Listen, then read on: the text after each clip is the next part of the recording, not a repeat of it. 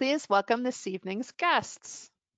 As president of Minnehaha Falls Landscape and Giving Tree Gardens and the founder of Bee Safe Minneapolis, Russ Henry has been protecting and growing ecosystems across Minnesota for decades.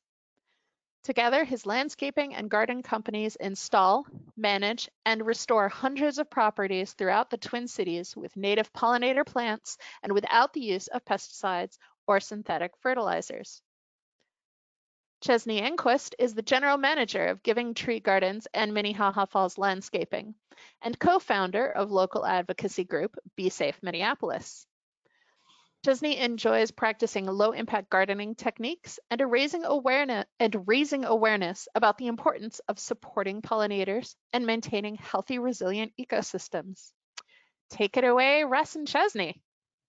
Well, thank you very much, Deborah. We're honored to be here presenting for the Minnesota State Horticultural Society tonight. And it's wonderful to see so many folks on the list here that have joined in for the presentation. I'll just say for a moment here that Chesney Engquist, my beautiful wife, is going to be working to provide some links and information in the chat box while we talk here, and you can always ask questions of her in there, and she's very knowledgeable and can provide a lot of resources. So as Deborah said, we are with Minnehaha Falls Landscaping, which is an all-organic landscaping company located in Minneapolis. We utilize a lot of native plants. We do everything from design, installation, maintenance of landscapes, including patios, walkways, retaining walls, decks, fences, and we utilize a lot of native trees, shrubs, and perennials in order to protect pollinators. And we're also into bee lawns. We'll get into some of these wonderful forms of landscape that everyone can enjoy here at home. We've got a big presentation, so we're going to move fairly rapidly through it all. We're going to cover a lot of ground, pardon the pun, tonight, and we're going to start with soil health. We'll move into ecological succession, why we need to avoid pesticides. Then we're going to get into organic lawns. We're going to have some how-to on organic lawns, then perennial gardens, veggie gardens, trees and shrubs, and watershed protection. We're going to cover many topics during that. Now, it's important I think, for us to all ground ourselves in the understanding that our home landscapes are, of course, a small part of the larger ecosystem. And there is a constant give and take between our yards and the wilderness. So our yards are not an island. They are completely interdependent collectively with the larger ecosystem. And of course, at the base of that ecosystem is soil. Healthy soil is the life support system for planet Earth. Soil does a lot for us. Water purification, nutrient cycling, habitat for plants and animals and pollinators, carbon sequestration. These are all features, functions of healthy soil. And healthy soil really, without healthy soil, our planet would be a barren rock. It would not have an atmosphere. It would not have clean water. And so we owe our existence to very humble origins, the soil. Now, when we start talking about healthy soil and all of the good things that it can do, it's important for us to kind of think through some statistics. And if everybody would please read on that little orange piece there in the right-hand corner, that each 1% increase in soil organic matter helps us hold 20,000 more gallons of water per acre. Now, that's incredibly important that we remember and act as though the soil is a sponge for water. And so as we are keeping that in mind, our practices should be creating healthy soil as deep down in the soil profile as we possibly can in order to hold more water in the soil, purify that water and filter it out. When we're doing our soil testing, what we're really, our main, as growers in the backyard and front yard, our main piece of information that we're going to get from our soil tests is our organic matter content. And we need, as growers that are relying on fertility from the soil, we need to have at least 3.5% organic matter content, soil organic matter content in our soils, and that can be found on most soil tests. They'll give you a soil organic matter content reading. 3.5 up to 10, even 12% is a very healthy range and will offer enough nutrition cycling. If we have that 3.5, we'll get enough nutrition cycling for all of our plants in the garden and lawn. Soil health equals plant and animal health and habitat. And this is a very important thing to think through. 25 to 30% of all species on the planet spend all or part of their life in the soil. So the soil is an incredibly important space for the ecosystem. We think here in Minnesota often about the rusty patch bumblebee, which is our Minnesota state bee. And it's also the only bee in the intercontinental United States to be listed on the Endangered Species Act. Rusty patch can have a home in all of our landscapes, and it's important that we recognize that rusty, along with many other, I think about what I heard is that 80% of the native Minnesota bee species actually nest underground. So that's a huge percentage of our pollinators that rely on healthy soil to have a space to live. And then keep in mind as we're moving through the presentation here that bee larvae consume microbes in the soil. So bees are feeding microbes to the larvae. When they're feeding them pollen, the pollen is coming along with a lot of proteins in the form of nematodes and microarthropods and bacteria and fungi and amoebae, all of these microorganisms that come along with the pollen that bees are feeding to their larvae. Very important that we remember that bees are consuming these healthy soil microbes. And then lastly, on our quick look at statistics here, we need to understand that soil health equals climate health. Over 50% of the carbon, the excess carbon that is in the Earth's atmosphere right now comes from the way that we manage land. It's not all coming out the back of our tailpipes or off of our factories or from energy production. In fact, the greater percentage of it is coming from the way that we till soils every year, and that drives carbon up into the atmosphere by killing all of the microbial life and taking the plant life, the soil organic matter, out of the soil, putting it back up into the atmosphere. So turning that around, we could enhance carbon storage in soils and reduce atmospheric carbon by 50 to 80% just by using different methods for farming and landscaping.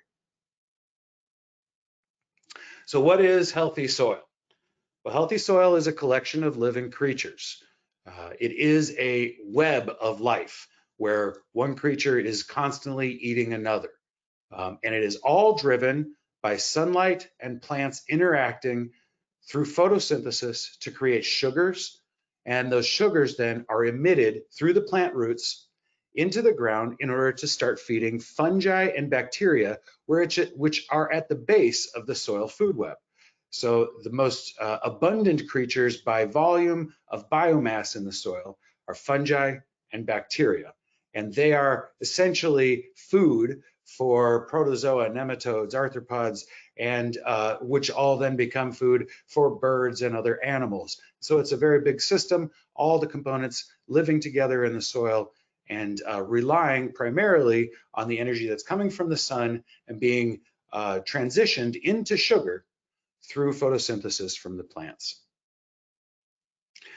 Now, I happen to be a bit of a soil nerd, if you couldn't tell already. And in my work as a nerd, I have a microscope, I must admit, in my own living room. I'm not proud, but I am curious. And so I look at soil samples quite a lot under the microscope. And here's what I see when I'm looking at a soil that's been treated with Roundup or 2,4-D. And so you can see in this image that we see basically what we would call unaggregated parent material. And so we have these little shiny bits of sand, silt, and clay. This is magnified 400 times. And we can see that if we were to kind of think through this for a second, there's really not a lot of room for air or water in a sample that looks like this. As soon as water runs through it, the pieces all compact together little particles of sand, silt, and clay, they just compact down together and form a compaction layer that prevents air and water from flowing through the soil, prevents the soil from being the sponge that it should be. So this is soil that, or dirt, after soil has been treated with Roundup or 2,4-D. If we could see this image as a video, we would see that the tiniest little dots in here are shimmering back and forth, and those are bacteria, again, unaggregated, so they haven't stuck together in a clump form, and these bacteria are kind of floating through, and that's basically what is alive in dirt, just some bacteria, not a complex web of life, but just kind of one element from the base of the web of life. Now, if we were to look at soil under the microscope, on the other hand, this is what soil looks like. Aggregation is the first thing we notice. So instead of free-floating little chunks, what we see are that the chunks have formed into these chocolate brown aggregates. And these aggregates are a collection of bacteria that over time, as soils mature, the bacteria stick together around pieces of organic matter and around pieces of sand, silt, and clay. And they hold these pieces apart from one another so that air and water are able to then flow through the soil. So you can see this kind of chocolate brown humic acid filled aggregate, what we call a microaggregate. And this is soil on its most microscopic level here. This is what soil looks like. Now these little strings that are growing out of the aggregates, this is what fungi looks like underground. This is what we call fungal hyphae. And these you could think of these as being kind of like the roots of the fungi. And any beneficial fungi in the ground look kind of like this. They have some color to them. They can be multiple different colors, but they will have some color to them. They have even cell walls, so that there's some evenness to the kind of diameter of the cell walls there. And then if you look really close, you can see little lines, parallel lines going perpendicular to the kind of length of the fungal strands, and those lines are called septation, and that is, for a nerd like me, also an indicator that this is some healthy soil fungus that we're looking at, and not, for instance, a pathogenic fungus. Pathogenic fungus do not have color, they have uneven cell walls, and they do not have septation. So as a nerd, when you start looking through soils, any grower, actually, you don't even have to be a nerd. You could be a lot cooler than me, and you could still look at soils and very easily determine whether or not you have health just by looking through the microscope. We can see this without a microscope as well. This is fungi holding soil together at a visible scale. So this is just some soil in my hand, and you can see that the aggregation that we saw on that microscopic scale translates to larger aggregation on a macroscopic visible scale. Here we can see these white strands. Now some of this is there might be some organic matter and old plant debris in the soil here, but then there's also these very white strands, and those are soil fungus, beneficial fungi. Those are the hyphae that have come together in what we call mycelium, in strands of thousands of hyphae bound together that form these fungal pathways to the soil. As that fungi is growing through the soil, and let's go back one slide here, and we see that it's coming through, it's growing out of those aggregates, and it's pushing those aggregates apart and holding them in place. So the fungi and the bacteria work together to create soil structure. And that soil structure is what creates the sponge in the soil, allows the air and water to be soaked up into the soil. So this is what health looks like at a microscopic and then macroscopic level. When we, as growers, we need to start thinking about where exactly in plant ecosystem succession the plants that we're trying to grow exist. So are we trying to grow some form of weed, like perhaps like brassicas, like cabbage and cauliflower and broccoli? These are all early succession plants. Weeds actually have a biological definition. It is a plant that has a shallow rooting system, a wide seed dispersal mechanism, and thrives in a bacterially dominated soil. We can see the ecosystem succession above ground in this image, and then when you look down at the bottom of the image, we have the ecosystem succession below ground as well. So there is a change as plants in an ecosystem become more woody. they require and help produce more fungi, ever more fungi in the ground as they become ever more woody. So in the beginning, where we have bare soil and very early ecosystem succession stage, really there's very little fungi in the ground. Soil system there is dominated by bacteria.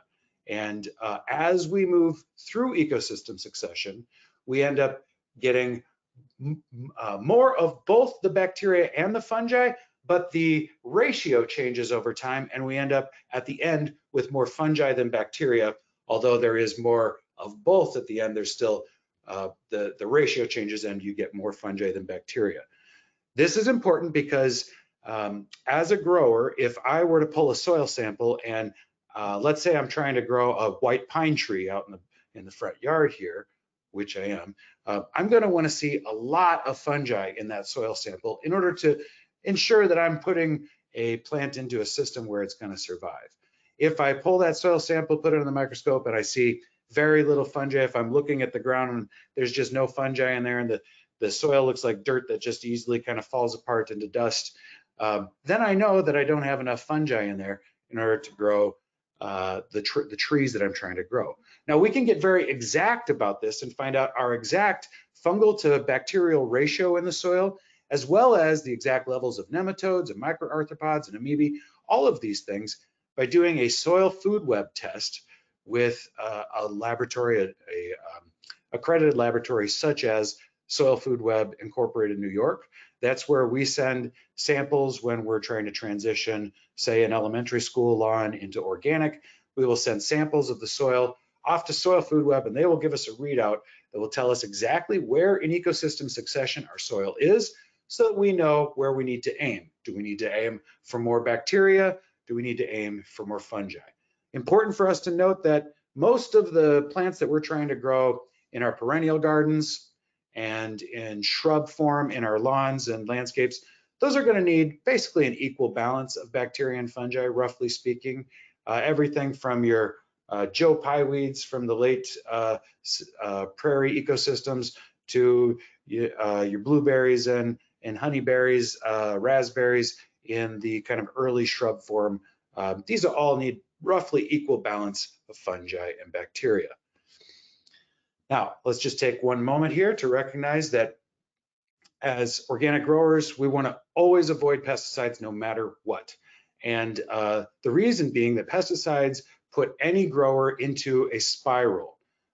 They get us caught in a synthetic snare, if you will, a trap. And that trap is that any type of pesticide, be it insecticide, herbicide, fungicide, all of them kill soil microbes. So they kill the soil microbiology, which we already discussed is the foundation for soil structure. So if we kill the microbes, the structure collapses, and again we get that collapsed soil with a compaction layer in it. Soils collapse, then we get no infiltration of water, that increases runoff, and it begins to allow diseases into the ecosystem. So think about these beneficial microbes, like the fungi we talked about, as being part of a castle wall of protection on the plant roots. The plants are spitting out sugar in a healthy ecosystem, and they are feeding the fungi and bacteria that if we put any type of insecticide, pesticide, herbicide into that system, it's going to kill all of that and open up the plant roots to then pathogens attacking, which then, of course, leads to the increased use of pesticides. This is also very important and ties in with the last slide, because what we need, I'm going to go back here a second, what we need to understand is as we're moving along in soil ecosystem succession, we're growing more fungi and more diverse bacteria. Every time we use a pesticide, we wipe that whole slate clean all the way back basically to bare soil and bacterial dominance. So any type of Roundup is actually, for instance, a registered antimicrobial agent. And so it is used on an industrial scale in grain elevators and other places to kill fungi and bacteria so that the grain, the corn and such doesn't rot. So we can take that to mean that, yes, absolutely, any of these products that are antimicrobial will kill the soil microbes. And so instead of wiping the slate clean all the way back to zero, we just avoid what we call the kill cause effect that pesticides create, where we kill the first generation of symptoms, maybe that's a weed or a disease, and then we're causing the second generation of symptoms to occur. So we'll just avoid all of that. Now, organic lawn care. So if we have a lawn at home, and lawns are a good place for us to play ball and have a picnic and lay out in the sun. So a little bit of lawn in a landscape, I believe it can be an important gathering space. However, it's not very good to gather in a place that's just been treated with something toxic like 2,4-D, which is commonly used. You ever see those little kids and dogs don't play here signs? That's a lawn that's been treated with 2,4-D. 2,4-D is linked to all kinds of endocrine disruption. It causes major health concerns in children, especially developing babies, pregnant women. It's incredibly indicative of long-term health effects when there's early exposure to 2,4-D. So we never want to have our kids out playing in a lawn. And unfortunately, almost the whole landscape industry, except for us few outliers who are organic, utilizes 2,4-D on lawns, and it's like a trap for children. It's a really bad idea. So here's what we do instead. We can keep a really healthy, robust lawn without the use of any pesticides. The first and most important thing is to manage how we mow. So if we're going to be mowing a lawn, it is critical that we never mow shorter than 3 inches. And you might say, well, on the golf course, they're mowing shorter than 3 inches. And I'd have to remind us that on a golf course, yes, they are doing that. And they're pumping in a lot of herbicides and insecticides, fungicides, because they're opening their plants up to a lot of diseases on the greens when they're cutting grass to within a 1/4 inch of its life. And they're also utilizing a lot of fertilizer. Now, we don't want to do any of that, so we're going to keep our grass at least 3 inches tall. That's going to give the grass plant itself enough of a leaf blade to photosynthesize robustly, to get enough sunlight to create the sugars that it can then utilize to grow the fungi in the ground. So we never mow shorter than 3 inches. We're going to keep our mower blades sharpened. We want to make sure that our mower blades are sharpened. If we've got a regular sized city lawn, we're sharpening those, and this is kind of, people don't like it when I say this, but basically 3 times a season at least. That means maybe you get an extra set of change out blades for your lawnmower, have those ready to go. We use a bench grinder, which can be purchased really inexpensively from maybe a Harbor Freight or Home Depot. We sharpen those blades at least 3 times a season. If you're mowing a 1/2 acre, you're wanting to sharpen those blades every mow, because that's going to make sure that the top of your grass blade doesn't get ripped and jagged and torn by a jagged blade. Instead, it's going to have a nice clean cut, giving it the minimal amount of surface area that it will need to heal in order to keep on living. So we're keeping those mowers sharp. We're never going to cut off more than 1/3 of the leaf blade height at any given time. That also freaks out the grass plant and slows down photosynthesis. When we cut with a dull blade, when we cut shorter than 3 inches, or when we cut off more than 1/3 of the leaf blade height, what we're doing is freaking out the grass plant, and it starts shedding roots. It just allows the roots, a lot of its roots, to die so that it can send all of its energy into a single upright blade. The grass gets thin at that point, and it's then opened up to diseases, including and to weed infestation. So those are the most important. If you're going to have an organic lawn, the most important things you do are actually just about how you mow. The cultural practices around mowing are critical for the health of the lawn. Now, we also encourage you to aerate every year, at least once around Labor Day. When you aerate, you're also going to overseed.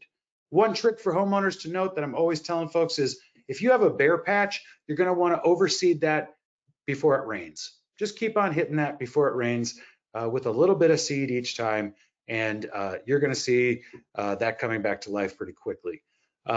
We always utilize compost-based fertility or organic fertilizers.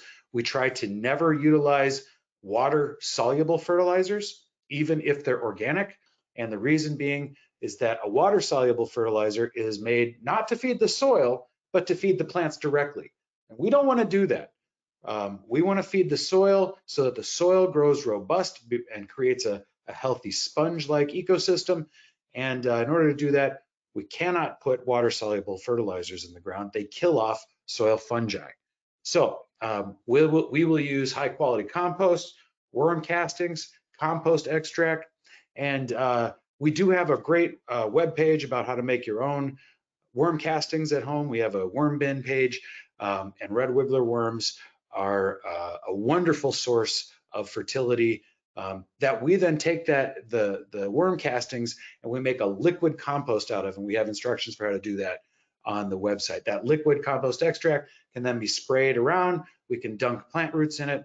It's a very effective way to grow healthy soil quickly. We can also, in our organic lawns, add inoculants from laboratories. And so you can purchase the spores of fungi, the eggs of nematodes. You can purchase bacteria, beneficial bacteria, all of these, and you can spray them right onto the lawn.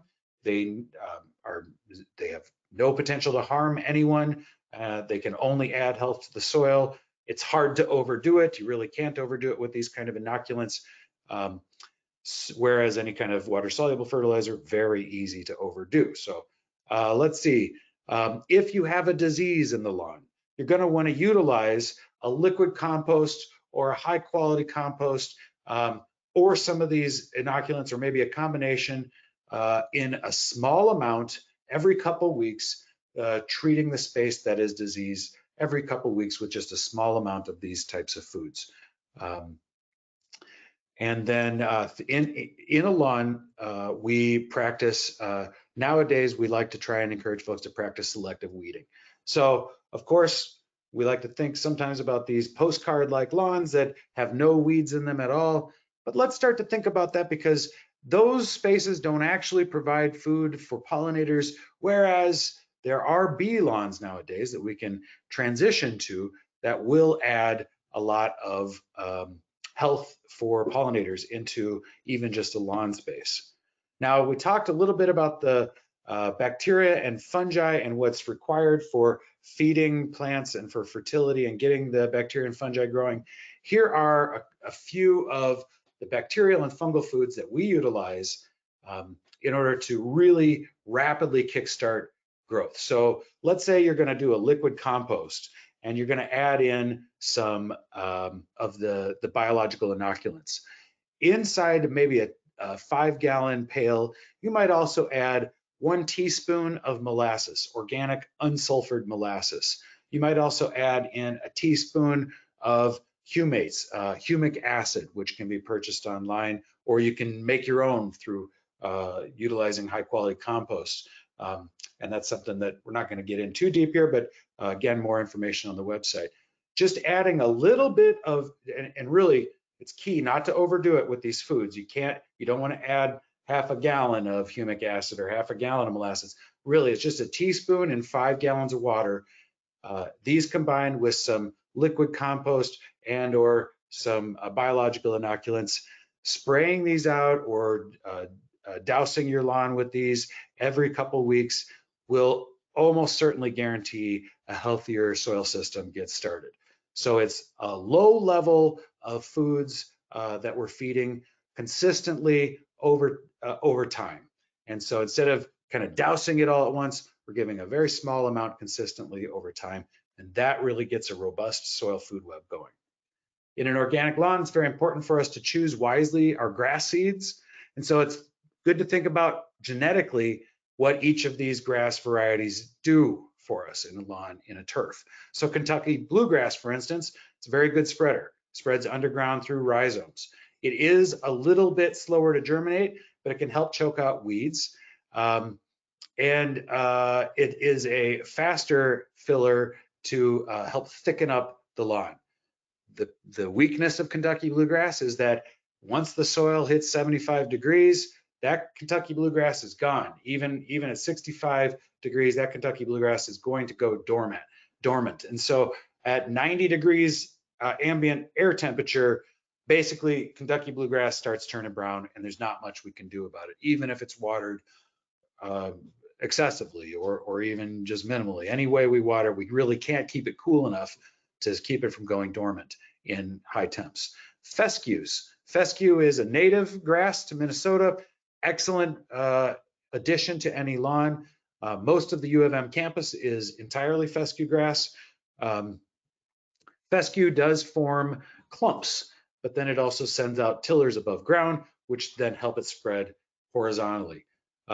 Fescue can take some shade, much better than Kentucky bluegrass. Fescue is a part of a bee lawn, or it can be also a no-mow lawn if it's utilized on its own. Let's see, then we look at POA. Now, POA is a very rarely utilized grass seed. It's good for wet shade. We probably won't see a lot of that in any of the mixes that we use, but we will see perennial rye. Perennial rye is very resilient, doesn't spread well, but it has the wear tolerance. So the kids can run all over it, the dogs can run all over it all day. So perennial rye, an excellent addition to any turf mix. One thing we want to make sure we understand is that grass seeds are not produced organically. We might be growing organic at home, but you're not going to be able to find organically produced grass seeds. You have to introduce them into your organic system, transition them to organic. It's important that we don't use annual grass seed blends. They're cheap, they go really fast, and they do not come back the next year. So you're going to have a bare spot yet again. Soil testing. I'm not going to go in deep on soil testing right now. What I will say is that biological testing can be done through the Soil Food Web Incorporated in New York. That's a great place to send samples. They give you all the information about how to send that sample in, and then they will help you give you some information about how to understand that sample. When we send a sample in for chemical testing, say to the U of M, they will not usually give you any information about what that soil test means. And it can be fairly difficult to decipher, as a non-soil expert perhaps, what do we do with this information that we're getting from the chemistry test? That's why I tend to aim folks to look for that soil organic matter that does come usually in the chemistry test, and that soil organic matter level will help you if you have 3.5%. That's the main thing to aim at. If you don't have 3.5% yet, we want to up that level until we get there. That's going to help even out all the rest of our chemical levels our chemistry levels in the soil. The soil chemistry test that we utilize is not performed at the U. It's called a modified Morgan, and we'll get that through a lab called Waypoint. They will do our analysis for the chemistry that we utilize. That image here is on the right. That is one of Minneapolis Public Schools. That's Franklin Middle School, and they have piloted an organic transition program there, as well as at one other school. And then Minneapolis Public Schools, I'll just give them a shout out because they also eliminated all Roundup from their school buildings and grounds, and they took all of the chemical pesticides out of the inside of the buildings as well. So no more insecticides and rodenticides inside the building, and they traded those out for using IPM practices and for some botanical treatments that can eliminate without poisoning people. So let's get into a couple of common diseases and issues that we see in lawns. Grubs and fungal diseases. The main thing, most important thing to know is that grubs and fungal diseases, which are affecting many lawns in Minneapolis right now, are a result of having a not healthy soil profile. So when we have unhealthy soil, we open ourselves up to invasion and pathogens such as beetles and fungal pathogens. All of the things we talked about for organic lawn care, the treatments, the aeration, keeping the grass at 3 inches, all of that is going to help make sure that you don't get diseases like fungal diseases and infections or infestations of Japanese beetle grubs. So here's what it looks like on the left. When we get a grub infestation, we end up kind of looking like a giant bare spot, and then the birds come in and they eat the grubs, and then it turns into just dirt. So it's like a scene out of the Grapes of Wrath when you have the grubs. You pretty much know it. You can dig around, you can find the little grubs that you see there on the bottom right. They're about 1 inch long. They are the grubs that grow in the soil that hurt our lawn, turn into the Japanese beetles that hurt our gardens. So it's a double whammy of a pest there. On the top right, we can see what dollar spot looks like. That's a common fungal disease, especially when lawns are cut too short. All of this is an indicator of unhealthy soil, and healthy soil then is the antidote. So here we've got a couple of images in the middle of beneficial fungi. We can see those fungal hyphae again. Think about the fungal hyphae as creating a home then for what we see on the left and right. Those are nematodes, microscopic worms. And nematodes are the nemesis, the mortal enemy of grubs. And so nematodes will actually, it's kind of disgusting, but they'll crawl inside the bodies of the grubs. They will spread a bacterial disease in the grubs that kills the grubs from the inside out, and then they have this kind of Caligulaean orgy inside the grub, eating it from the inside out and reproducing over and over again, so that more and more nematodes get made. Now, in an unhealthy soil system, there's not enough nematodes to stop the grubs. In a healthy soil system, there's so many nematodes that grubs are kept in check. Now, we talked for a moment about bee lawn transition, and one thing you never have to worry about in a bee lawn are grubs or fungal diseases. They just won't come in because you've got a blend of plants in a bee lawn that creates a healthy soil infrastructure. Bee lawns are kind of a new landscape type that has been promoted from the U of M and the Board of Water and Soil Conservation Resources. And there are two different main blends of bee lawn that are utilized. We've got the all native blend and the clover based blend.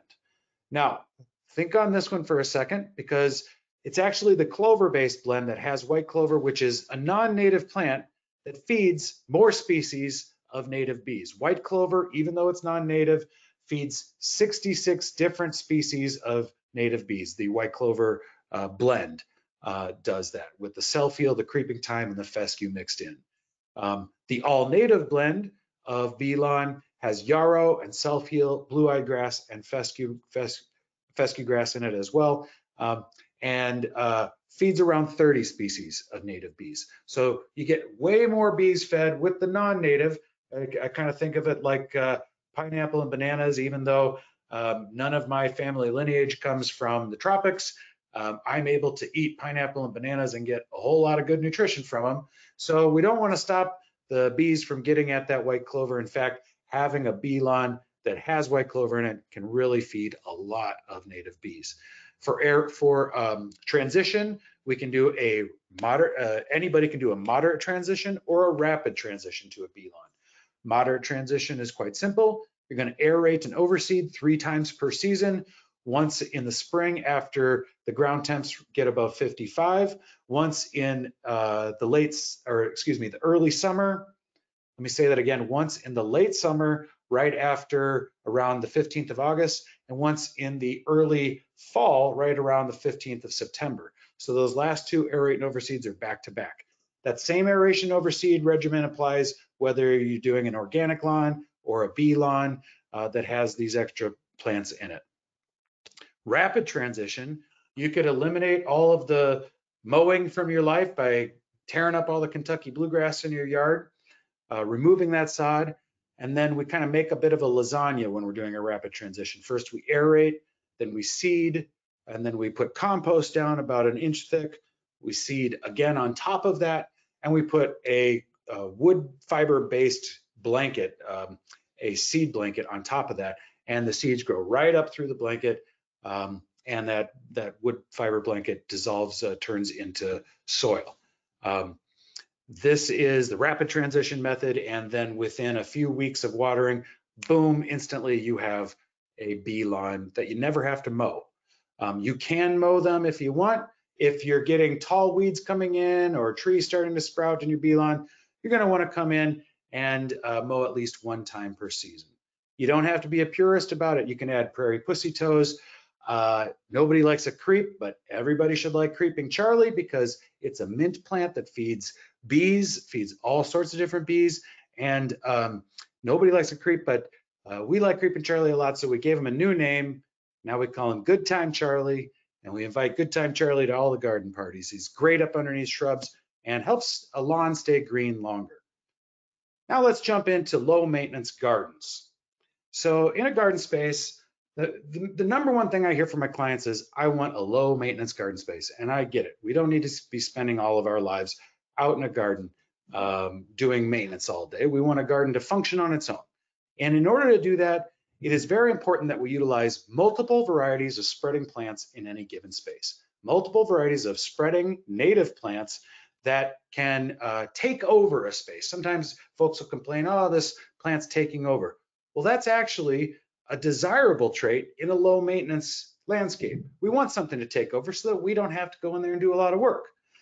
If we plant multiple canopy layers, so something at 3 inches, something at 6 and 12 and 18 and 24 and keep on going, if we plant multiple canopy layers, it's going to there will be very little sunlight that will reach the ground, very little seeds popping in our garden. A low maintenance garden is essentially defined by having multiple canopy layers of spreading native plants all working together in a single space. This helps us keep the ground covered. It creates over time what I call a living mulch by covering the ground in green. In the short term, we do want to make sure that we have some kind of a ground cover over any bare areas until the plants fill in. So we'll use wood mulch on those. We will also use that bee lawn seed mix as a cover crop in and around all of our gardens, including in rain gardens. Again, again, overseeding before it rains, very important for establishing a garden quickly. Now, in our gardens, a lot of times folks are saying, let's clean all the leaves up, but I'm gonna give you a challenge, leave the leaves. Leaves are free mulch. They're also where many moths and butterflies lay their eggs in the fall so that they will emerge in the spring. So putting those leaves on the garden bed actually helps guarantee a robust crop of pollinators. Healthy garden soil. Look on the left here. If we're starting a garden in May, by July, that second picture should be what it looks like. So that's a May garden planted, and then that same year, a picture in July of the same garden. We get those results that fast by turning 6 inches of compost into the soil. We'll utilize a blend in a perennial garden of about 75% wood mulch, 25% cow manure. We'll put that down 6 inches deep over the bare soil, and then we'll turn that in using shovels. We never use a rototiller so that we're not breaking up the worms' bodies or the fungal hyphae in the soil. We're keeping some of that intact. Before we plant, we're dunking our plant roots in a liquid compost. So a lot of those same things apply for the lawn, apply over here in the garden. And then we're using predator species. You can, if you have insects coming into the garden that you don't want there, add some insects that you do like. Add some ladybugs or some praying mantis. And you can also get nematode eggs to help the soil profile become more robust and resistant to disease and infection. Here we see that some of our wood mulch and cow manure mix there on the left. We can see in the middle what it looks like when we're taking up sod with a sod kicker, and then the results after we've laid that compost out and spread it out and then turned that compost into the soil. We turn very methodically, so we're getting 1 turn every square foot with a shovel. When we're done with that, then we might put a little bit more mulch on top, or we might seed that area after planting. Here are a couple of low maintenance gardens on the left. It's a nice reminder that we can blend in some edible annuals and perennials. The bright green chartreuse plant on the bottom there, that's sweet potato vine. And that one is called Marguerite. It'll produce football-sized sweet potatoes in a healthy soil. Behind it, we've got some Yucca, which is a native plant that has an edible root. And then over on the right, we can see that we've got some beautiful ground covers blended in here. This is what a low maintenance ground cover, native ground cover blend looks like. This or can look like. Obviously, it's underneath a white pine tree. You can see all the needles on the ground. We see ginger and Virginia waterleaf and violets in this mix. A really wonderful, strong native blend that feeds pollinators and keeps our soil healthy, our plants healthy. Okay, let's jump into those Japanese beetles, which is a common pest that damages our gardens. We need to keep in mind with Japanese beetles that we don't want to use those Japanese beetle traps, because those have pheromones for the beetles in them. The beetles communicate by pheromone. That actually draws more beetles to your property when you put one of those traps out. Now, if the neighbors have one of those traps, well, too bad for them, but it could help you by having all of those bugs go over to their house instead. What we like to utilize are called trap crops. And so we will plant a crop early in the season. For Japanese beetles, I love to use Impatiens pallida, which is a native impatiens called touch me not. You can see it's good for the pollinators. The picture on the right, if you look close, there's a little bee butt sticking out of that yellow flower. And if you look close there, you can see there's some holes in the leaves, and that is from Japanese beetles. They've come through, they eat our impatiens every year, our touch-me-nots, and they don't go on our grapes. And so we love utilizing a trap crop. Borage or 4 o'clocks can also be an effective trap crop for Japanese beetles. Here's what a healthy garden looks like, filled with native plants. You don't see plant space. You see plant, one on top of the other, their textures and colors blending in a beautiful display. Here's another example of how we'll make a native garden very robust, very filled with plants. Okay, let's jump into veggie gardens here. Veggie gardens we're going to cover fairly quickly. Veggie gardening at home, it's important that we understand that that same rule applies for blending the soil. We want to put about 6 inches of a mix of manure and wood mulch down on the ground. We use a 50-50 mix for a veggie garden. So think about the manure in the mix as feeding bacteria, the wood mulch in the mix as feeding the fungi. We're going to go about 50-50 so that we're feeding a lot of bacteria and fungi with our veggie garden mix. We want to make sure we're purchasing plants that have not been treated with pesticides. There's a great book you can all pick up called Carrots Love Tomatoes, and explains some companion plantings, groupings that you might put your plants into. And I do encourage folks to plant some edible pollinator plants at the edges of your veggie gardens. You might have some common milkweed, some sunchokes, some ramps. There's another great book called Forager's Harvest by Sam Thayer. He's a Wisconsin resident. He's written a number of books on harvesting wild plants, eating right out of the wild. Think about your veggie gardens. Put about 1 plant per square foot. You don't have to square foot it off with ropes or anything, but roughly think about planting 1 plant per square foot, blend species of companion plants, and then leave rows in between for access. We are always removing the sod. If we're going to use a raised bed, we will make sure that we're turning some compost into the soil before we fill that raised bed. So at the bottom of the raised bed, we're turning some of that manure and wood mulch mix in so that we're breaking up the compaction layer at the bottom of that bed so our roots can grow down deep and they don't get kind of halted by a compaction layer at the bottom of the bed. Our very favorite type of raised bed, here it is, circular steel. It's a fire ring. You can get them from most Minneapolis steel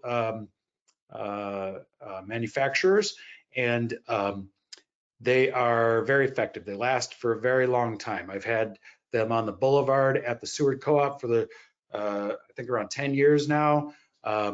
They turn a nice rusty orange color. You can easily put some rabbit proofing on top like this, and they have access all the way around, which I think is a very important feature of a raised bed. Okay, now this is where we're going to talk about kind of maybe some next level information here on plant health. And first of all, I want to say that I get this information from a man named John Kempf, J-O-N-K-E-M-P-F. Please look him up on YouTube. He is an organic farmer who has helped revolutionize the way that people understand plant health. He works with, in his company, he has several scientists that he works with to develop tools for farmers and growers to be able to improve plant health. Now, what we need to understand about plant health is that plants and insects, they communicate with one another on an infrared spectrum. So that means that plants, when they're unhealthy, they actually are giving off infrared signals, kind of like a neon sign. They're lighting up in the landscape so that when bugs are flying by, they can see that unhealthy plant, and they know that there is going to be some food for them to eat off in that unhealthy plant. when plants are not able to fully photosynthesize and convert all of the ammonium in their leaves on a daily basis to complete proteins, some of those proteins stay in the leaves and they shine like a light for insects to come and start attacking the plants. So we can actually have plants that are so healthy that they are completely resistant to all bugs, all pests. In order to do that, we have to have an extraordinarily healthy plant immune system in the soil. And again, just like with our lawns, it's that constant low dose stimulation of the immune system, utilizing some bacterial and fungal foods like unsulfured organic molasses and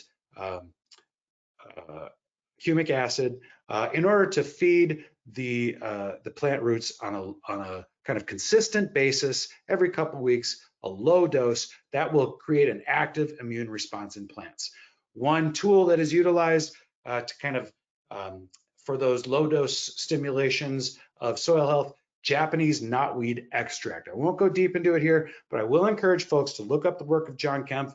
He has some classes online that are available that are incredibly informative and really mind-blowing to once you start understanding how we can access such incredible levels of health in our plants. So potato beetles are a big problem. That is what a potato beetle looks like, big problem in the garden. We can avoid potato beetles using trap crops.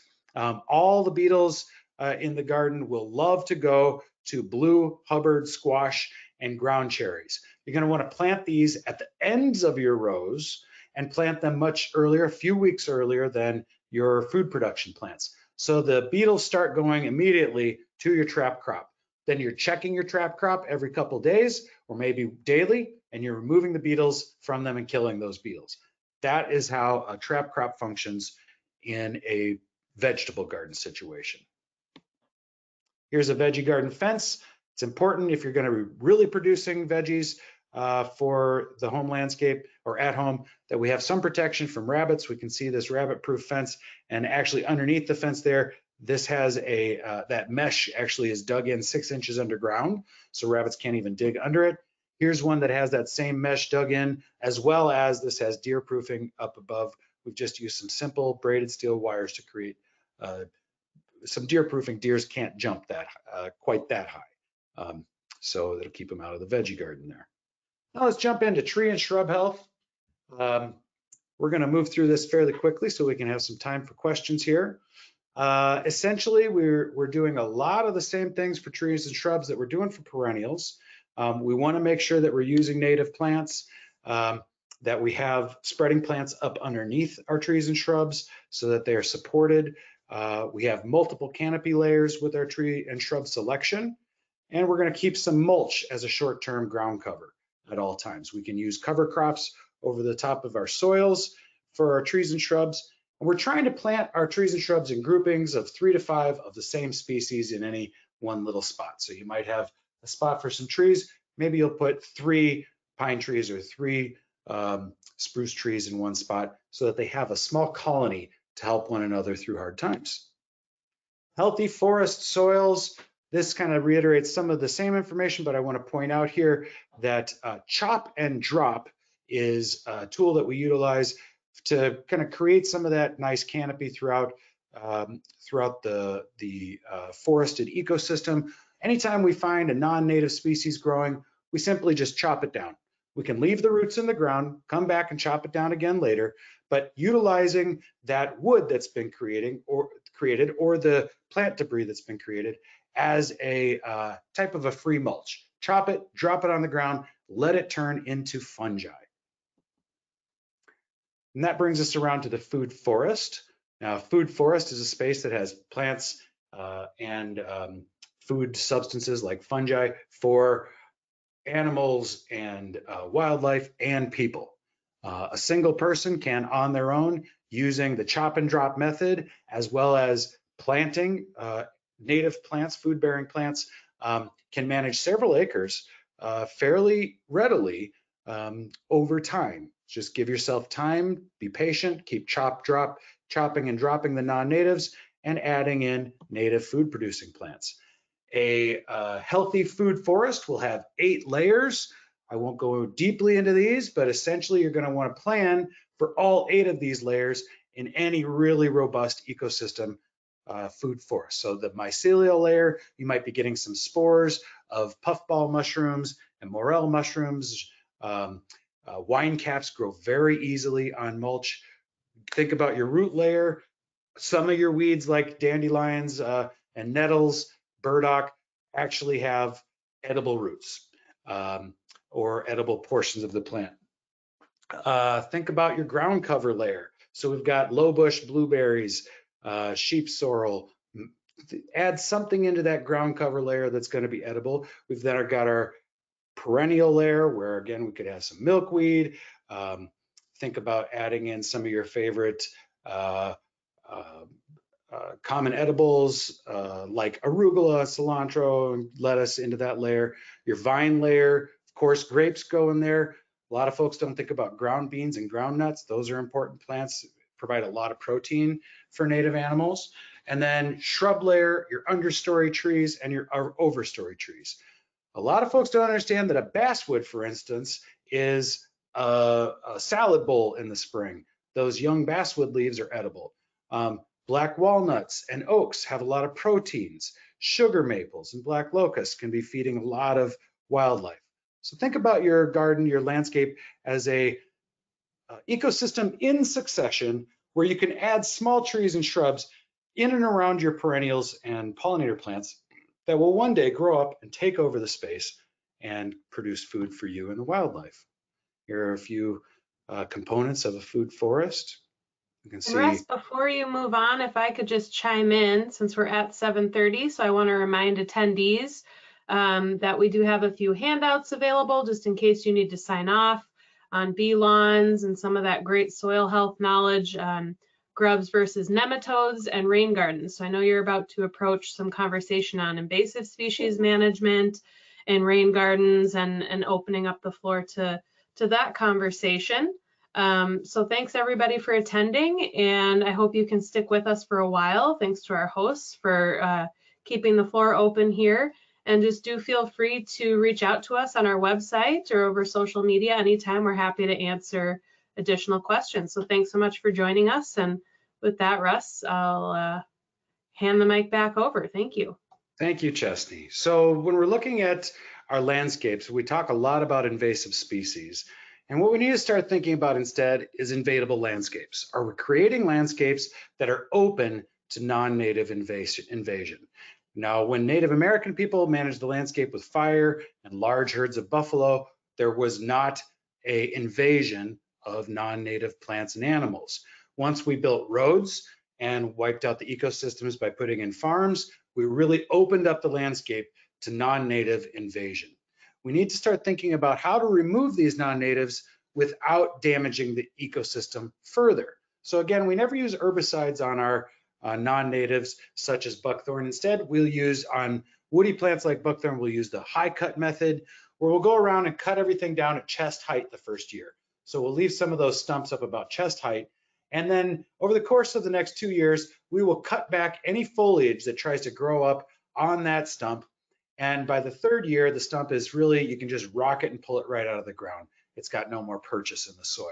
So that's a very easy method. Of course, when you go around and cut them all down to chest height, it looks a little funny at first, but that is also a good way for you to remember exactly where all those non-native species are that you're trying to remove, to go back and check on them next year. So there's no need to use any herbicides. In fact, when herbicides are used to kill buckthorn, they still have to be revisited every 2 or 3 times over the course of the next couple of years, and usually more herbicides reapplied. Instead of using a poison, we are chopping and dropping and creating some fungal food, whereas those herbicides, when they go onto the tree, they spread through the plant root system and kill all of the fungi that are connected to the plant roots. Okay, emerald ash borer. I want to jump into this one. It's very important. I see ash trees at almost every consultation that I give at Home Landscapes. And almost everybody is treating the ash trees with a systemic insecticide. Systemic insecticides go through every part of the plant, into root, branch, leaf, pollen, every bit of it. That means that this tree, ash tree, which was a buffet for native insects, becomes a toxic buffet. It's like somebody went to the old country buffet and put arsenic all over everything. You don't want to eat there anymore. And in fact, while the companies are going around and selling the ash tree treatments, they are, and I've been to their presentations, they are not giving the full truth to people. And so what that means is they are telling folks that bees do not eat ash tree pollen and that ash tree treatments do not hurt more than just the emerald ash borer insect. Both of these are completely false. We must avoid the use of insecticides in trees, especially ash trees. There's around 280 species of native insects that utilize the ash tree and can all be killed by the treatments that are going in to kill just the one species, emerald ash borer. Again, with the bees are taking pollen back to their larval chambers. We can see here up in the top picture, those are some bees with some of their larvae, and they're feeding that pollen to the bees, to their baby larvae. Now, when they're gathering pollen, they are going to trees such as ash, even though ash is wind pollinated, because it's just an abundant source of pollen in the spring, and they will grab some of that pollen and bring it back to the larval chambers. We have another U of M study here that shows that up to 25% of the pollen in larval chambers is coming from ash trees. We absolutely have to stop treating the trees and instead adopt the remove and replace strategy. So we have an ash tree on the property. We wait to see if it's going to get the emerald ash borer. Really, almost every tree will. There's 1 in 10,000 ash trees will not get the emerald ash borer because it's healthy enough just in its own soil system to be able to produce tannins that will keep the ash borer at bay. So you can watch and see if your tree is one of those lucky 10,000. Once you start to see the bark stripping off, as the picture in the bottom right, you have ash borer. You do not have time to mess around. You need to get that tree taken down. In the meantime, since we know that almost all of our ash trees are going to die, we should just go ahead and plant a replacement tree in the lawn or yard and let that grow up somewhere near underneath that canopy. So it will eventually replace that canopy. Some of these 284 native insects that utilize ash trees include the tiger swallowtail butterflies. Gorgeous butterflies, very strange looking caterpillars, and those caterpillars eat from ash trees. We are killing them when we use systemic insecticides in our ash trees. Okay, rain gardens will help us protect the rain and the water that's running off of our properties. A rain garden is very simply a swale that's dug out in the ground. It's a low spot in the ground, and it might be connected fluidly to a space near our downspouts that are running off of our house, or maybe off the driveway so that the water can slide right in off the driveway. We never place a rain garden within 10 feet of the basement. Rain gardens treated very much like the rest of our gardens, where we will dig up that bottom of the garden, add in some compost into the soil before we start planting. We're going to use native plants in the rain garden exclusively, basically, and they will grow very deep roots. Those deep roots will help filter out the water in the soil, filter out any contaminants as the water is moving through, and then the water will go down into the groundwater, clean and cooled and purified. Rain gardens are an excellent way for all of us to be cleaning and taking responsibility for the water that's landing on our property. Healthy rain garden soils.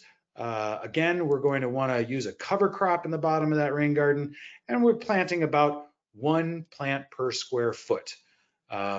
We're using roughly 60% native grasses and 40% native forbs or broadleaf plants in a rain garden setting in order to mimic what happens in a natural rain garden wetland. Think about this quick little rhyme. It's a farmer's rhyme, and it helps us understand something about soil dynamics. Sand into clay is money thrown away. Clay into sand is money in the hand. So that means if you have a sandy soil and you try to add clay into it to help retain more moisture, that is, if you have a clay soil and you try to add sand into it to help alleviate some of that moisture in the clay soil, that will not work. The sand will just wash out. If, however, you have clay soil, or if you have, sandy soil, and you add a little clay into it to help retain moisture, that will work. A little bit of clay will go a long way in a sandy soil. This helps us in a rain garden understand thinking through how water infiltrates in sand versus clay. We do want to have some water that stays in the garden, in the soils after it drains through. We want to retain some moisture in the soils, but we don't want to have standing water in there for more than 24 hours. We want that water to drain through. So the bottom of our rain gardens can be important to have some sand in there. If we have a very heavy clay garden, we might want to add some compost, not sand into the mix, but compost in order to try and alleviate some of that compaction. Now, here we go. Soil compaction, salt and fertilizer pollution, and urban runoff. This is what they cause. This is what we're avoiding when we have a rain garden. You see the gutter downspout, all the salt that's coming off of the trucks and the fertilizer coming off of our farm fields. It only takes 1 teaspoon of salt to permanently damage 10 gallons of water. And you can see there are, and anybody who's been behind the trucks, the MnDOT trucks on the road, when it's snowing knows that there are thousands of pounds of salt being added to the roads during any given storm, thousands of tons of salt being added to the roads, and that all washes off into local waterways, creating major problems, creating flooding and erosion, which then all that erosion going into our bodies of water creates anoxic or dead zones, zones that don't have any oxygen in the water and cannot support life. Here we see the confluence of the St. Croix and the Mississippi. And I like to go swimming with the family in the St. Croix every summer. That is a wooded watershed. And so the forest floor is filtering and cleaning and cooling the water before it goes into the river. The Mississippi is an urbanized and farmed watershed. So that means it's pulling with it all of that pollution. And what a clear as day indication that the water from an urban and farmed watershed needs more help. We need to be doing things differently, much more like what's happening in order to keep the water clean coming through the St. Croix. Here's a little image of a rain garden. We can see the rain water running onto the roof, down the downspout, through the little trench and into the rain garden, percolating into the ground and feeding all those native plants. This picture has some roots on it. We got to think about that root depth again, because root depth gives us the ability to drive water and air and nutrition way down deep into the soil.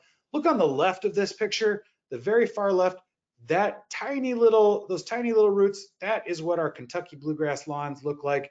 They have maybe 1 or 2 inches of roots underneath them, whereas our native prairie plants can grow roots 25 to 30 feet deep in the ground. That is driving water and sequestering carbon all the way down with it. Whereas that lawn grass, it's not doing any of those ecosystem benefits, not feeding anybody, not helping the water. It's essentially like green concrete. The more of our lawn that we can replace with native plants and ecosystems, the better for all of us. And here are a few ecosystem types that we like. We've talked about bee lawns. They're walkable, mowable, they reduce maintenance. We've talked about pollinator gardens, which can come in the form of a rain garden. They can come in the form of a native plant garden. Prairie restorations are essentially pollinator gardens writ large. And then a food forest is when we take our pollinator gardens and prairie restoration and we plan for ecosystem succession. We include trees and shrubs that will grow up and succeed over the tops of the perennials that will provide food for bees and birds and butterflies and people. As we're moving along through these types and growing these new ecosystem types, we need to start doing some data analysis on a large scale. And so this might not apply to the homeowner, but we need to start asking our institutions to take these measurements and be accountable to them. We need to track these key indicators so that we can all scientifically grow health together in the landscape. So we need to measure our carbon sequestered over time, the water quality coming off of our fields. We need to measure how many pollinators we have in our soil and in our landscapes. And we need to do that soil food web analysis. And finally, root depth. When we combine all of these measurements and we start saying, okay, how do we look on these measurements in a lawn versus a bee lawn versus a pollinator restoration garden or a prairie patch or a food forest? What we're going to notice is that as we move along an ecosystem succession, we also gain health in the system over time. These indicators, if every large organization started tracking these and reporting on these, we could actually restore the health of the earth just by using these 5 key indicators and these 4 ecosystem types.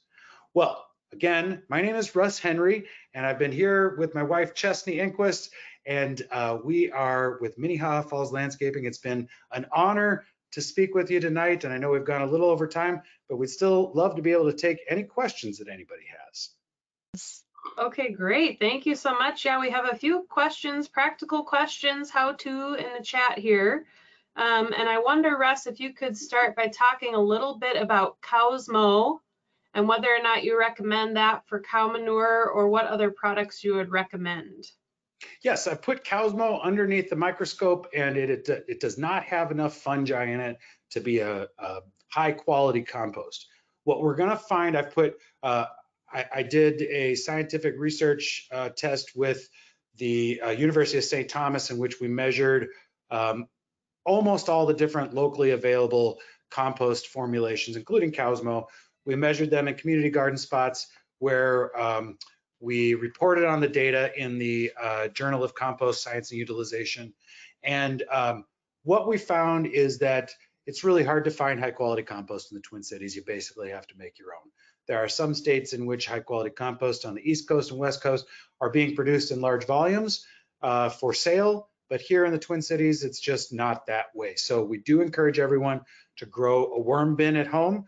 Worm bins are a way to get really high quality compost moving really fast. For our cow manure that we use on gardens, instead of using any bagged products, what we utilize instead are products from piles. And so we tend to go to Kern, K-E-R-N. They're in St. Paul. They have cow manure, they have wood mulch, they have a scrap mulch that we utilize. We blend with the cow manure, 25-75 cow manure wood mulch for a perennial garden, 50-50 for a veggie garden.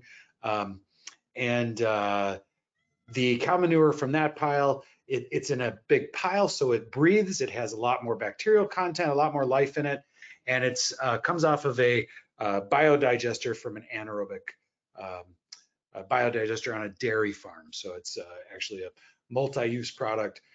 Works really good in combination with the wood mulch. Thanks, Russ. I'll drop a link to Kern Landscaping in the chat as a response to the question. I'm not sure everyone's able to view those questions and responses, so just want to get out a couple more of these great inquiries. Could you talk a little bit more? I know one of our handouts is rain gardens, and I'll make sure that the horticultural folks have links to provide on rain gardens, but could you talk a little bit more about infiltration and why a rain garden needs to be more than 10 feet away from the foundation of a structure? Yes, great question. Thanks. I really did go through that pretty fast. Rain infiltrates at an angle in the ground. It does not go straight down. So let's say it's raining a whole lot. That rain is going to spread out at an angle in the ground. When we have our rain gardens placed within 10 feet of our foundation of our basement, that rainwater will exit the rain garden underground and run into our basement walls. We don't want that. Instead, we keep our rain gardens at least 10 feet away from the foundation, and that means that as the rain is draining out at an angle, it's going to drain underneath our foundations. I think that might be a fairly straightforward answer to the question. Thanks, Russ. Another really great question we have as we talk about removing and replacing when dealing with emerald ash borer. What trees can you suggest as replacements for ash trees?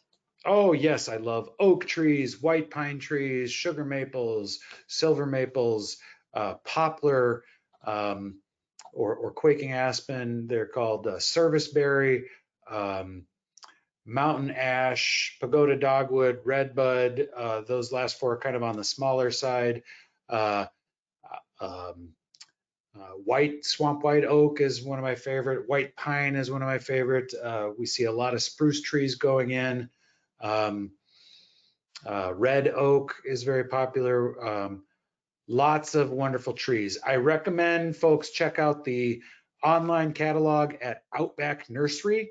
That's one place that we utilize for our native plants, and Outback Nursery has a great selection, and they have an online catalog that tells you the wildlife value of any given plant and lots of information about their plants.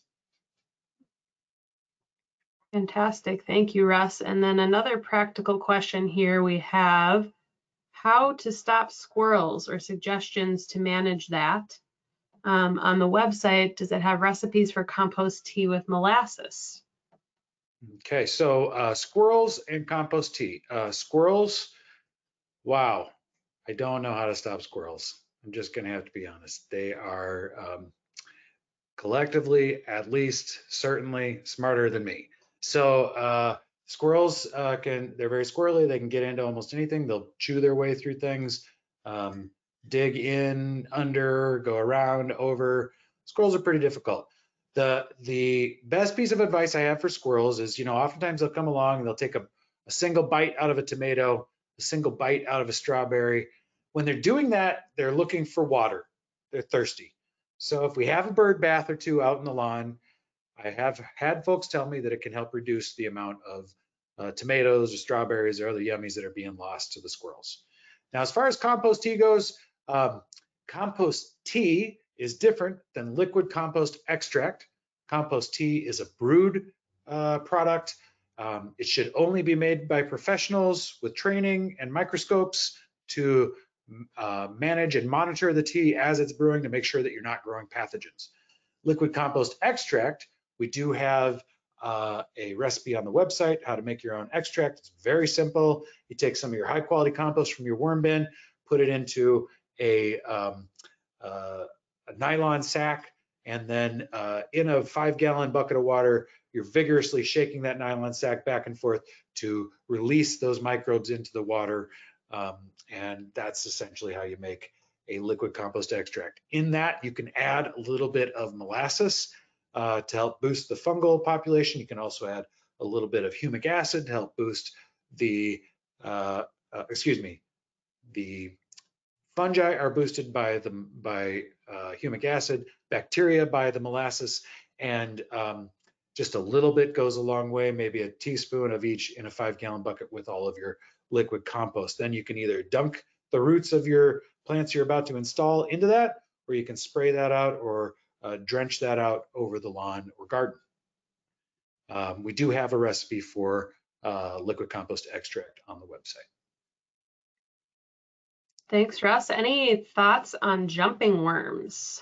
Yes, I recently did a webinar, was a class member in a webinar about jumping worms, and I learned quite a lot. I have been aware of the jumping worm problem for the last, I think, around 10 years or so. It is a very interesting situation. I think it could lead to massive changes in the way that we manage landscapes throughout the Twin Cities. Essentially, jumping worms really are able to attack managed landscapes. So like our home gardens, they will do a huge number, a lot of damage in a home garden. In a native landscape, they aren't able to thrive. So the obvious answer here is that we need to plant more native plants, utilize less lawns, less cultivated shrubs and trees and perennials, and annuals like we might get from Bachman's and such, and go with more of those native plants like we might get from Outback Nursery. Also, let's see. Jumping worms. So the other thing we need to do now, we kind of got to stop. We got to be very careful, at least, about sharing plants back and forth with other neighbors. If If you have any doubt that they might have jumping worms, we don't want to be bringing soil that might have that contaminated into our property. The other thing we need to think about is that jumping worm eggs can come along on just about any piece of organic matter, and they're very tiny. So what we all do right now as a big landscape industry is, counties and businesses, landscape businesses will collect leaves and trees and shrub scraps, turn them into mulch, and sell that then to the public, back to the public. Well, that whole process is probably going to be upended over time by jumping worms. We are not going to be able to take our leaves somewhere and drop them off and then bring some product back. We're going to have to start making compost on our own sites. We're going to have to utilize native plants and basically start keeping all of the leaves and wood mulch and scraps that fall from our trees on our own landscapes. Essentially, reforesting the landscape is the answer to jumping worms, buckthorn, garlic mustard, emerald ash borer, all of the non-native so-called invasive species.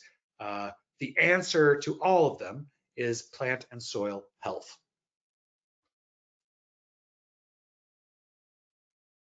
Great solutions, Russ. Thank you so much. And one question we have here, I really appreciate from Kari Logan. Clearly you have a deep knowledge of soil.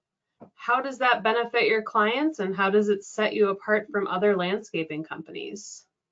Well, that's a really nice question. When I go and meet with new clients, oftentimes they've had landscapers come in before. They might be talking to other landscapers, having multiple people over to provide bids. And what I find is that no one else has talked to them about soil health when I get there. It is fairly new information I'm often giving to folks. And so what I know, unfortunately, is that most landscape companies are not focused on soil health. They are focused on instead just purely on the profit aspect of their business. And while as a businessman, I can agree that any business needs to be profitable, first and foremost, before being a businessman, I was an earthling, and we need to take care of our planet or we won't have any place to do business.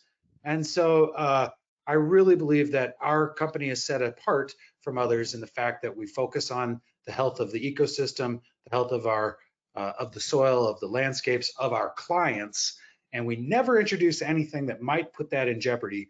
Whereas, unfortunately, the landscape industry standard is to introduce one poison after the other, and to export all of the costs onto the client. So the cost in order to make that buck off the fertilizer and the pesticides are really being paid by the clients, not only through their pocketbook, but in their health as well. We never utilize any of that. In fact, instead, we help transition hospitals, schools, daycares, houses, HOAs, all of these. We help transition land, no matter who's running it. We can help you transition your land to organic, so you never have to worry about that. And about any pesticides or poisons, you can always be knowing that you're a hero out there in the landscape, providing for the pollinators and the birds and creating clean water and healthy soil. Thanks so much, Russ. Yeah, to echo your statement, it is World Water Day, so appreciate the work that you do and the education out in the community, and all of the folks on the line here doing their part with the landscapes and lawns and gardens and making sure we protect that groundwater resource. I do believe we've concluded all of our questions, so I'll just encourage folks, attendees, and we'll make sure to send out some resources and plant lists and tips on compost, healthy soil, and so forth. There are a few handouts that'll be sent out as well. And of course, please do feel free to give us a call or reach out on our website. Be happy to answer any more questions, follow up with some DIY coaching, and offer solutions in your landscapes as well.